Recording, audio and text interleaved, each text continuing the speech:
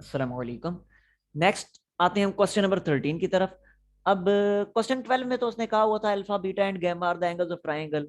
तो हमने फिर उससे कंक्लूड किया था कि because alpha beta gamma are the angles of triangle therefore alpha plus beta plus gamma equal to 180, और वहां से आगे हमने क्वेश्चन चलाया था। यहाँ पे उसने खुद ही alpha plus beta plus gamma equal to 180 बता दी है कि आप यहाँ से स्टार्ट लो। सो हम यहीं से स्टार्ट ले लेते हैं फिर। तो ये मैंने लिखा जी alpha plus beta plus gamma equal to 180, जो चीज उसने हमें बताई हुई है यहाँ पे वो चीज एज इट इज लिख दी। अब क्वेश्चन नंबर 12 में हमने ये किया था कि दोनों साइडों को पहले 2 से डिवाइड भी किया था। क्यों? क्योंकि वहां जो हमने प्रूव करना था उसमें angles alpha by two beta by two gamma by two थे। यहाँ तो ऐसा कुछ भी नहीं है। यहाँ तो जो हमने प्रूव करना है उसमें तो फुल एंगल्स हैं। इसलिए अब कतन 2 से डिवाइड नहीं करना। ठीक है, डायरेक्टली बस गैमा को दूसरी साइड पे शिफ्ट करें। तो ये बनेगा alpha plus beta is equal to 180 minus gamma. ठीक हो गया। अब अगेन कौन सा ट्रिग्नोमेट्रिक फंक्शन अप्लाई करें? Sine cos tan. कौन सा? जहर टेन अप्लाई करेंगे। क्यों? क्योंकि टेन को कोट में कन्वर्ट करना आसान है, साइन कोस को कोट में कन्वर्ट करना काफी मुश्किल है। इसलिए दोनों साइडों पे हम टेन अप्लाई कर रहे हैं। तो ये मैंने दोनों साइडों पे टेन अप्लाई कर दिया कि tan of alpha plus beta is equal to tan of 180 minus gamma. ठीक हो गया जी। अच्छा, अब अगेन क्या करेंगे हम? Tan 180 minus gamma. Tan 180 minus gamma है। तो बताया था मैंने आपको लेक्चर नंबर 11 में ही, बार बार ये बात रिपीट हो रही है कि जब इस पोजीशन पे हो 180 या 180 का मल्टीपल तो ये trigonometric function as it is आ जाता है। तो ये मैंने लिखा टेन एज इट इज, और एंगल कौन सा कि जो यहाँ पे मौजूद है यानी गैमा, और 180 माइनस गैमा कौन सा क्वाड्रेंट है, साइन डिसाइड करना है, पॉजिटिव या नेगेटिव साइन। तो 180 माइनस गैमा कौन सा क्वाड्रेंट है? सेकंड क्वाड्रेंट है, और सेकंड क्वाड्रेंट में टेन नेगेटिव होता है, सो ये नेगेटिव साइन आ गया। ठीक है। अब आप फिर शायद इसको क्वेश्चन नंबर 12 के साथ कंपेयर करें और आप कहें कि सर वहां तो आपने कहा था कि इस पोजीशन पे, क्योंकि उस क्वेश्चन में 90 था, तो 90 की वजह से हमने टेन अप्लाई किया कि वो टेन 90 की वजह से कॉट में कन्वर्ट हो गया। लेकिन अब तो यहाँ 90 नहीं है, अब तो 180 है। तो अब टेन को आपने जाहिर है 180 की वजह से टेन टेन ही रहेगा, कॉट में कन्वर्ट नहीं होगा। तो अब यहाँ पे डायरेक्टली कॉट अप्लाई क्यों नहीं किया? तो जवाब इसका ये है कि अब आप डायरेक्टली कोट अप्लाई कर सकते हैं, लेकिन जब यहां कोट अप्लाई करेंगे तो कोट अल्फा प्लस बीटा बनेगा। तो कोट अल्फा प्लस बीटा का फार्मूला आपको पता होना चाहिए, वो याद होना चाहिए, तब आप कोट अप्लाई करें। लेकिन अमूमन वो फार्मूला याद नहीं होता। और वो कोट का फार्मूला हमने प्रूव किया था कहां पे? इसी एक्सरसाइज के क्वेश्चन नंबर 7 का फर्स्ट पार्ट किया था हमने। यस, क्वेश्चन 7 का फर्स्ट पार्ट, वहां हमने कोट अल्फा प्लस बीटा का फार्मूला प्रूव किया था। तो अगर तो आपको फार्मूला याद है तो फिर बेशक आप यहाँ पे टेन अप्लाई ना करें, डायरेक्टली कोट अप्लाई कर दें। और अगर याद नहीं है, जो कि अमूमन नहीं याद होता, यही वाला फार्मूला याद होता है, तो फिर टेन ही अप्लाई करें। ठीक है। अच्छा, आप जरा देखिए, tan alpha plus beta formula आपके सामने लिखा हुआ है, मैं अप्लाई कर रहा हूं। ये लिखा मैंने tan alpha plus tan beta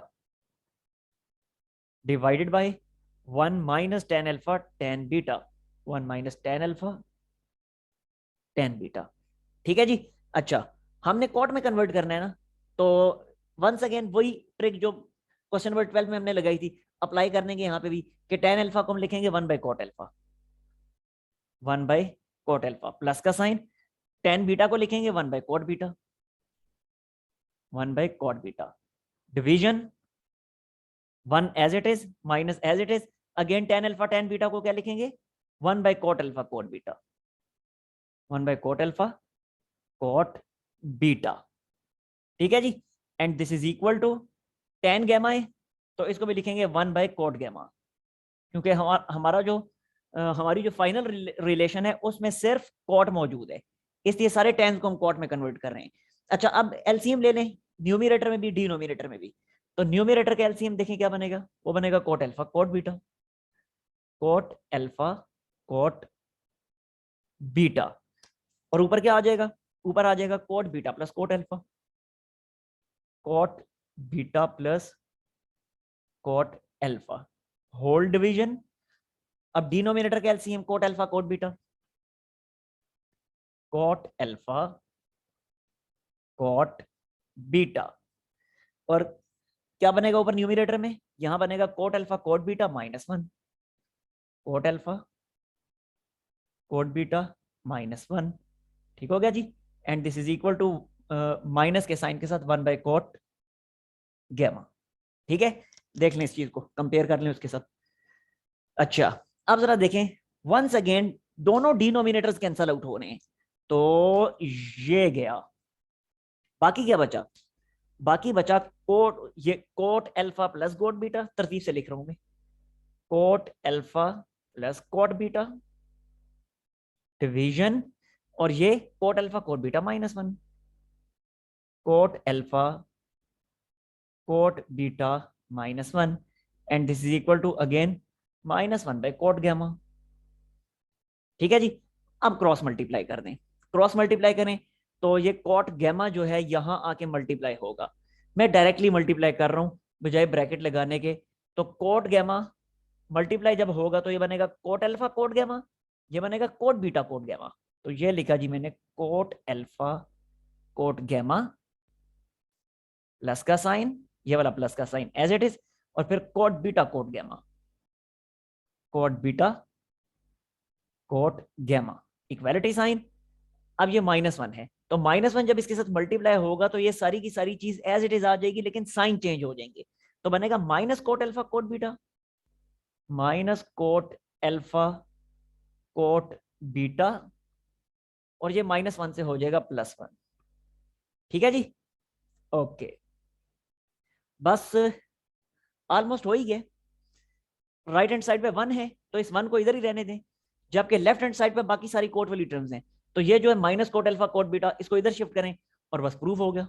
तो ये लिखा जी मैंने, तरतीब से पहले इसी को लिखता हूँ, ये minus cot alpha cot beta को यहाँ लाके स्टार्ट में लिखता हूँ, कोट अल्फा कोट बीटा हो जाएगा ये पॉजिटिव साइन के साथ, ठीक है।